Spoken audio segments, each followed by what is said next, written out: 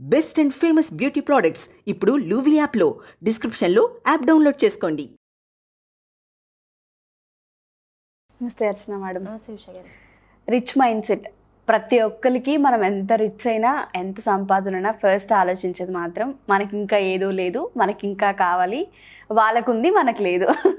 ఈ ఆలోచనలు ఎక్కువగా ఉంటూ ఉంటాయి. రిచ్ మైండ్ సెట్ అనేది మీరు ఉన్నా లేకపోయినా రిచ్ మైండ్ సెట్, మన మైండ్ సెట్ ఎప్పుడు రిచ్గానే ఉండాలని మీరు చెప్తుంటారు.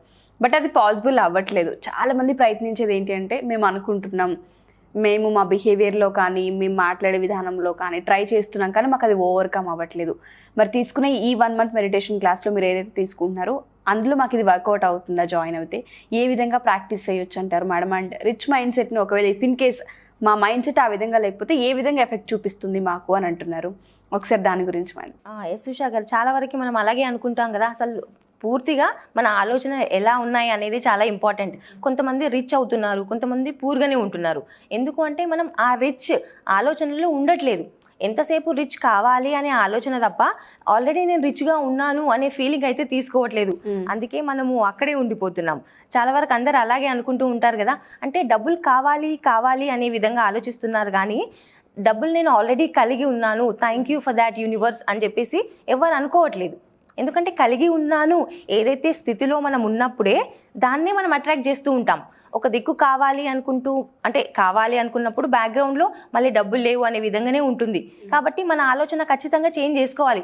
మన ఆలోచన ఇలా రాంగ్గా ఉన్నాయి కాబట్టి మనం అవ్వట్లేదు. అంటే ప్రతి ఒక్కరికి ధనవంతులు అయ్యే అర్హత ఉంది, ఆ రైట్ ప్రతి ఒక్కరికి ఉంది. బట్ మన ఆలోచనల వల్ల, మన బిలీఫ్ సిస్టమ్ వల్లనే మనం బ్యాక్ అయిపోతున్నాం. సో ఖచ్చితంగా మనలో చేంజెస్ రావాలి ఆలోచనలో. చాలా వరకు అందరూ అనుకుంటూ ఉంటారు కదా, ఒక ఇల్లు కావాలి అని అనుకుంటారు. అండ్ వాళ్ళ ఆలోచన ఎలా ఉంటుంది? ఇల్లు కావాలి అంటే ఖచ్చితంగా సకాలంలో నాకు యూనివర్స్ హెల్ప్ చేస్తుంది, డబ్బులు నా దగ్గరకు వస్తాయి అని అనుకోవాలి. బట్ అలా అనుకోకుండా ఎలా అంటే కష్టపడైనా కూడా నేను ఇల్లు కొనుక్కోవాలి అని చెప్పేసి అనుకుంటారు, ఫిక్స్ అవుతారు మైండ్లో. అంటే కష్టపడి ఇల్లు కొనుక్కోవాలి అని ఫిక్స్ అయినప్పుడు, కష్టపడి అనే వర్డ్ వచ్చింది కదా, అంటే ఇల్లు కొనుక్కుంటారు ఓకే. బట్ తర్వాత ఆ ఈఎంఐ కానీ ఏవైతే డబ్బులు చెల్లించాల్సినవి ఉంటాయో అక్కడ కష్టపడుతూ ఉంటారు. ఇల్లు అయితే వచ్చింది, ఇల్లు కావాలి అనుకున్నారు, కష్టపడి ఇల్లు కావాలి అనుకున్నప్పుడు ఈ కష్టాలు తర్వాత అయినా ఉంటాయి అన్నమాట. ఎస్, మళ్ళీ జాబ్ కావాలి అనుకుంటారు, ఓకే జాబ్ వస్తుంది. జాబ్ వచ్చిన తర్వాత అంటే ఆఫీస్లో బాస్తో కానీ కొలీగ్స్తో కానీ రిలేషన్ ఎలా ఉండాలి అంటే మనం కోరుకున్నప్పుడే మనకు మంచి జాబ్ కావాలి, అదేవిధంగా ఆఫీస్లో అందరితో నేను చాలా బాగా ఉంటున్నాను అనే విధంగా ఆలోచనలు ఉండాలి, వాళ్ళ విజువలైజేషన్ కూడా అలా ఉండాలి. ఎప్పుడైతే మనం ఫ్యూచర్లో ఆల్రెడీ వచ్చిన తర్వాత మన ఫీలింగ్స్ ఎలా ఉంటాయి అనేది మనం విజువలైజ్ చేసుకుంటూ ఉండాలి. అప్పుడే ఖచ్చితంగా జాబ్ వస్తుంది, తర్వాత కూడా ఫర్దర్గా బాగుంటుంది. అండ్ ఇంట్లో కూడా మనం చూస్తూ ఉంటాం కదా, పిల్లలు చదవకపోతే అసలే చదవట్లేదు, చదవకపోతే ఫెయిల్ అవుతాడు కదా అని చెప్పేసి అనుకుంటూ ఉంటాం. అండ్ ఖచ్చితంగా మనం అలాగే తిడుతూ ఉంటాం వాళ్ళని, వాళ్ళ మైండ్ కూడా అలాగే ప్రోగ్రామ్ అవుతుంది, వాళ్ళు ఖచ్చితంగా ఫెయిల్ అవుతారు. మళ్ళీ ఇంట్లో అంటారు, నేను చెప్పానా ముందే నువ్వు చదవకపోతే ఫెయిల్ అవుతావు అని, ఫెయిల్ అయ్యావు చూడు అని చెప్పేసి అంటూ ఉంటారు కదా. ఫస్ట్ మనం ప్రోగ్రామ్ చేస్తున్నాం పిల్లలకు కూడా, కాకపోతే వాళ్ళకు రైట్ విధానంగా చెప్పాలి మనం. అంటే ఆల్రెడీ ఎగ్జామ్లో మంచి మార్క్స్ వస్తున్నాయి, నువ్వు ఖచ్చితంగా వస్తాయి అంటే చదువుకుంటే వస్తాయి నాన్న చెప్తే 10 సార్లు చెప్తాం మనం, ఓకే వాళ్ళు వినరు. 10th టైం కూడా అలాగే చెప్పాలి, ఖచ్చితంగా ఏదో ఒక టైంలో వింటారు. అలాగే మనకు డబ్బులు కావాలి అన్నప్పుడు ఇనిషియల్గా రాకపోవచ్చు, ఒక 10 సార్లు 20 సార్లు 100 సార్లు అలాంటి మైండ్ సెట్లోనే ఉండండి. అంటే పోయేదేముంది, నెగిటివ్ ఎనర్జీ అయితే పాస్ చేయొద్దు మనం. ఒక 10 సార్లన్నా 100 సార్లన్నా ఖచ్చితంగా అది వచ్చే తీరుతుంది. బట్ మనకు పేషెన్స్ ఉండాలి, వెయిట్ చేయాలి దానికోసం. అప్పుడు ఖచ్చితంగా రిచ్ కావాలి అనుకున్నప్పుడు అవుతాము. అంటే ఈజీగా, అంటే డబ్బులు నా లైఫ్లోకి ఈజీగా వస్తున్నాయి అనే విధంగా ఆలోచించామనుకోండి, మనకి అలాంటి అవకాశాలు, అలాంటి ఆపర్చునిటీస్ వస్తాయి. అండ్ అలాంటి మార్గాలు కూడా మనకి కనిపిస్తూ ఉంటాయి అన్నమాట. అలాంటి రిసోర్సెస్ని మనం అట్రాక్ట్ చేస్తూ ఉంటాం. సో ఖచ్చితంగా మన మైండ్ సెట్ మారాలి, మన థింకింగ్ మారాలి, మనం మాట్లాడే పదాలు కూడా మారాలన్నమాట. ఓకే. సో మేడం, అంటే మెడిటేషన్ క్లాసెస్లో దీన్ని ఏ విధంగా ఓవర్కమ్ చేస్తారు, అసలు ఏ విధంగా ఉంటుంది అంటారు? అంటే ఒక్కొక్కరికి ఒక్కొక్క ప్రాబ్లంతో ఉంటుంది. ఒకరికి ఫ్యామిలీ ఇష్యూస్ కోసం అటెండ్ అవుతూ ఉంటారు, కొంతమంది పీస్ ఆఫ్ మైండ్ కోసం అటెండ్ అవుతుంటారు, కొంతమంది మనీ కోసమే అప్రోచ్ అవుతూ ఉంటారు. అంటే వాళ్ళు ఏ విధంగా మీరు ట్రైన్ చేయడం జరుగుతుంది, అసలు ఏ విధంగా సెషన్స్ తీసుకోవడం జరుగుతుంది, ఒకసారి దాని గురించి. ఎస్ ఉషా గారు, అంటే మనం అందరితో పర్సనల్గా కూడా మాట్లాడతాము, ఎవరికి ఏ ప్రాబ్లం ఉంది అనేది ఐడెంటిఫై చేస్తాం కదా. యూజువల్లీ అయితే మన చక్రాస్లో మనం చక్ర బ్యాలెన్సింగ్ మెడిటేషన్ కూడా చేయిస్తాం. సో దాంట్లో ఎవరికి ఏ చక్రాలో బ్లాక్స్ ఉన్నాయనేది వాళ్ళ ప్రాబ్లమ్ని బట్టి మనకు తెలుస్తుంది. ఒకవేళ వాళ్ళకి ఫైనాన్షియల్ ప్రాబ్లమ్స్ ఉన్నాయనుకోండి, మూలాధార చక్రంలో అంటే బ్యాలెన్స్ లేదు అనే విధంగా మనకు తెలుస్తుంది. అదేవిధంగా ఏమైనా స్టమక్ ప్రాబ్లమ్స్ కానీ అంటే చాలా అంటే హెడేక్స్ కానీ ఇలా ఉంటాయి. ఒక్కొక్క చక్రాలో ఒక్కొక్క ప్రాబ్లం ఉంటుంది, మనకు తెలిసిపోతుంది. అంటే వాళ్ళ ఆరోగ్యం బాగాలేకపోయినా, ఫైనాన్షియల్గా బాగాలేకపోయినా, అంటే వాళ్ళ కెరియర్ పరంగా బాగాలేకపోయినా మనకు తెలుస్తుంది. సో అలాంటి బ్యాలెన్సింగ్ టెక్నిక్స్ కానీ మెడిటేషన్ కానీ చేయిస్తూ ఉంటాం మనం క్లాసెస్లో. అండ్ విజువలైజేషన్ కూడా, అంటే ప్రతి ప్రాసెస్లో విజువలైజేషన్ మాత్రం ఖచ్చితంగా చేపిస్తాం ఉషా గారు మెడిటేషన్ క్లాసెస్లో. బికాజ్ అక్కడి నుంచే మన సబ్కాన్షియస్ మైండ్కి అసలు రియల్ ఏంటి అంటే రియాలిటీ ఏంటి అబద్ధం ఏంటి అని తెలీదు. కాబట్టి మనం సబ్కాన్షియస్ మైండ్ని ఎలా ట్రైన్ చేయాలి అనే విధంగా మనం చేయిస్తూ ఉంటాం విజువలైజేషన్ అనేది. And one of the person అంటే తన ఎక్స్పీరియన్స్ షేర్ చేశాడనమాట క్లాసెస్ తర్వాత. ఏంటి అంటే మామూలుగా అంటే ఆల్రెడీ ఆ పర్సన్ బిజినెస్లో ఉన్నాడు వాళ్ళ ఫ్రెండ్స్తో, అంటే లైక్ 40% ఆఫ్ షేర్స్ ఆయన వాళ్ళ ఫ్రెండ్తో పెట్టాడనమాట. ఇద్దరు కంబైన్డ్గా చేస్తున్నారు అండ్ ఈ పర్సన్ వేరేవి కూడా ఉన్నాయి బిజినెస్లు. సో ఆ పర్సన్ ఎవరైతే ఇద్దరు పర్సన్స్ చేస్తున్నారో ఒక పర్సన్కి మాత్రం చాలా అంటే అప్పులు అయిపోతూ ఉన్నాయి. అతను రియలైజ్ అవ్వలేదు కొంత పాయింట్ ఆఫ్ టైం వరకు, ఏంటి లాస్ట్కి వస్తే ఇంత అప్పులు అయిపోయాయి ఏంటి అని చెప్పేసి. అప్పుడు ఇంట్లో వాళ్ళ వైఫ్కి డిస్కస్ చేశాడనమాట. యూజువల్గా అట్లా చెప్పగానే వైఫ్ ఎలా రియాక్ట్ అవుతుంది, అసలు ఇప్పటివరకు నాకు చెప్పలేదేంటి, అసలు నేను ముందే చెప్పానా, ఇవన్నీ మనకు అవసరమా అనే విధంగానే మాట్లాడుతూ ఉంటాం కదా. కానీ లక్కీగా వాళ్ళ వైఫ్ చాలా కోఆపరేటివ్ అనమాట. అలా చెప్పగానే అయ్యో నా బంగారం ఉంది కదా తాకట్టు పెట్టి ఇచ్చేద్దామా అనే విధంగా తను మాట్లాడింది. సపోర్టివ్గా, చాలా సపోర్టివ్గా. యూజువల్గా ఇంట్లో ఎలా మాట్లాడుతుంటాం, ఎవరి రియాక్షన్ అయినా ఎలా ఉంటుంది, అసలు నెగిటివ్ చెప్పానా అలా ఆ విధంగా ఉంటారు కదా.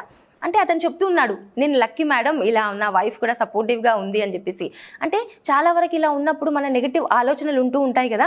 క్లాస్ తర్వాత తన పర్సెప్షన్ ఏదైతే థింకింగ్ విధానం ఉందో కొంచెం చేంజ్ అయింది అని అయితే చెప్పాడు.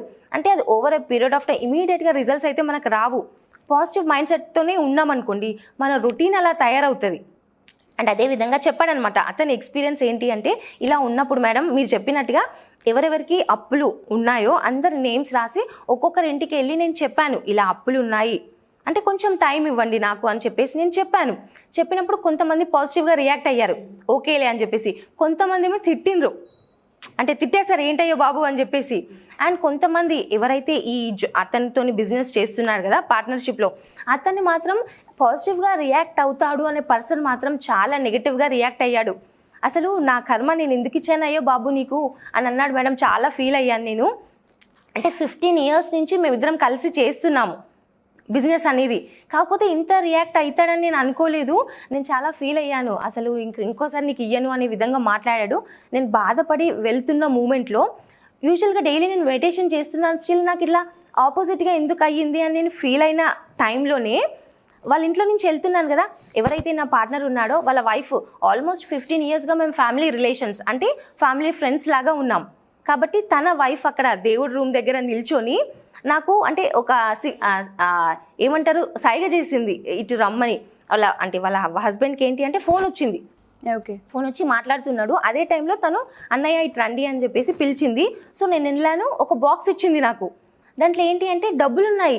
అంటే ఫస్ట్ నేను స్వీట్ ఏమో అనుకుని వద్దు అన్నాను, బట్ దాంట్లో డబ్బులు ఉన్నాయి మేడం అని చెప్పాడనమాట. వద్దమ్మా అని చెప్తే, అన్నయ్య మీరు ఇప్పటివరకు చాలా డబ్బులు తీసుకున్నారు ఓకే, బట్ ఎవ్రీ మంత్ కరెక్ట్గా ఇచ్చారు, మీరు ఇచ్చిన ఇంట్రెస్ట్ నేను దీంట్లోనే పెడుతూ ఉన్నా, అసలు మేము ఎప్పుడు అలా ఫీల్ అవ్వలేదు, బట్ మా హస్బెండ్ ఎందుకు అలా రియాక్ట్ అయ్యారో తెలియదు అన్నయ్య, మీరు తీసుకోండి అంటే ఇప్పటివరకు అయితే జస్ట్ కూల్ చేయండి ఆయనని, ఎందుకంటే చాలా టెంపర్లో ఉంటాడు కాబట్టి ఈ డబ్బులు ఇచ్చేసి ఎవ్రీ మంత్ మీరు చెల్లిస్తారు, ఈసారి చెల్లించలేదని చెప్పేసే కదా వచ్చారు, ఈ డబ్బులు అయితే ఇవ్వండి, తర్వాత కూల్ అయిన తర్వాత డబ్బులు ఎటు పోవు మీరు నాకు మళ్ళీ ఇచ్చేద్దరులే అని చెప్పేసి చెప్పింది. ఓకే, అంటే కరెక్ట్ టైంకి ఏ విధంగా డబ్బులు మన దగ్గరకు వస్తాయో మనకు ఇమాజిన్ చేయలేము. సో ఎప్పుడు మనం పాజిటివ్ మైండ్ సెట్లో ఉండాలి, కరెక్ట్ టైంకి డబ్బులు నా దగ్గరకు వస్తాయి అనే విధంగా. సరే అని ఆ పర్సన్ ఏం చేశాడు, ఆ రోజు ఇంటికి వెళ్ళిపోయి మళ్ళీ నెక్స్ట్ డే వచ్చి డబ్బులు కలెక్ట్ చేసుకొని వచ్చాను, ఈ మంత్ తీసేసుకో అని చెప్పేసి అతనికి ఇచ్చాడంట. ఇచ్చినప్పుడు ఆయన ఎలా అయ్యాడు, కూల్గా అయిపోయాడు, ఎందుకంటే డబ్బులు వచ్చాయి కదా, డబ్బులు వచ్చాయి కాబట్టి కూల్ అయిపోయాడు. ఎప్పుడు కూడా డబ్బులు తీసుకుంటావు కదా, ఈసారి ఎన్ని డబ్బులు కావాలి అని చెప్పేసి బ్లాంక్ చెక్ తీసి ఎంత కావాలి అని చెప్పేసి రెడీగా ఉన్నాడు రాయడానికి అని చెప్పేసి చెప్తున్నాడు. అంటే ఆ టైం వాళ్ళు ఎలా ఫీల్ అవుతారు, ఎందుకంటే మన ఆలోచనలు ఎలా ఉంటాయంటే వాళ్ళకి రీచ్ అవుతాయి ఒక్కోసారి. డబ్బులు కావాలి అని లోపల ఇంటెన్షన్ ఉంటుంది, చెప్పాల్సిన అవసరం లేదు. మన థాట్స్ వాళ్ళకి రీచ్ అయ్యి డబ్బులు కావాల్సి వచ్చినప్పుడు ఇమీడియట్గా వాళ్ళు కూడా డబ్బులు ఇవ్వడానికి రెడీగా ఉంటారు. వాళ్ళ మైండ్ సెట్, వాళ్ళ థాట్స్ని కూడా చేంజ్ చేసే కెపాసిటీ మనకు వస్తుంది, అంటే మనం ఈ మెడిటేషన్ చేయడం వల్ల. సో ఖచ్చితంగా మెడిటేషన్లో మనం పాజిటివ్గా ఎలా అవ్వాలి, ఫోకస్ ఎలా పెట్టాలి, కాన్సన్ట్రేషన్ ఎలా వస్తుంది అనేది. యూజువల్గా అందరు మెడిటేషన్ అంటే ఏమనుకుంటారు, మెడిటేషన్లో చాలా మిత్స్ ఉన్నాయి కదా, ఒక ఆధ్యాత్మికంగా వెళ్ళాలి అంటే మాత్రమే మెడిటేషన్ చేయాలని చెప్తారు కదా. బట్ మనం అర్థం చేసుకోవాల్సింది ఏంటి అంటే ఈ ప్రాక్టీసెస్ అన్నీ కూడా మన మైండ్ని ఫోకస్ చేయడానికి, ఒక లేజర్ బీమ్ లాగా అవుతుంది. సో మనకి ఏది కావాలన్నా కూడా అవతలి వ్యక్తి మనకి ఇచ్చే విధంగా ఉంటాడు మనకు కావాలి అన్నప్పుడు. సో మెడిటేషన్ ఖచ్చితంగా యూజ్ అవుతుంది. మన మెడిటేషన్ క్లాసెస్లో కూడా టెక్నిక్స్ ఎలా చేయాలి అనేది ప్రాక్టికల్గా చేసి చూపిస్తాము ఉషా గారు. Thank you so much madam. చాలా మందికి ఫినాన్షియల్ ప్రాబ్లమ్స్ ఉంటూనే ఉంటాయి. సో మీరు చెప్పే లైవ్ ఎగ్జాంపుల్స్ కానివ్వండి, అండ్ దాంతోపాటు మీకు చాలా ఎక్స్పీరియన్సెస్ చూసి ఉంటారు చాలామందివి, వాళ్ళందరూ షేర్ చేస్తున్నప్పుడు వాళ్ళకు కూడా అనిపిస్తుంటుంది మేము కూడా జాయిన్ అవ్వాలి, మేము కూడా ఇవన్నీ అచీవ్ చేయాలనుకుంటూ ఉంటారు. వాళ్ళందరికీ వన్ మంత్ మెడిటేషన్ క్లాస్ చాలా బాగా యూజ్ అవుతుంది. Thank you ma'am, thank you so much. Thank you Usha గారు. సో ఎవరైనా సరే ఈ 1 మంత్ మెడిటేషన్ క్లాసెస్కి సంబంధించి జాయిన్ అవ్వాలి అనుకున్నా, 1-to-1 పర్సనల్ సెషన్స్ కావాలి అనుకున్నా, కింద స్క్రోల్ అవుతున్న కాంటాక్ట్ నెంబర్ని కాంటాక్ట్ చేసి పూర్తి వివరాలని తెలుసుకోవచ్చు. Thank you.